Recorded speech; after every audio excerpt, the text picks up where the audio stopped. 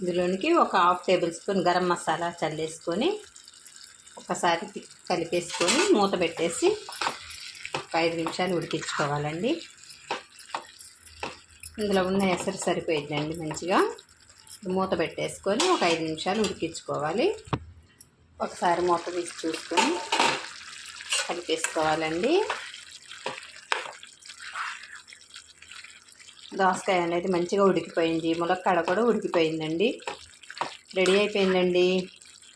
సులువుగా, ఈజీగా, టేస్టీగా ములక్కాడ దోసకాయ కర్రీ అండి. ఈ కర్రీ చపాతీలోనికి, రైస్లోనికి చాలా టేస్ట్ ఉండిద్దండి.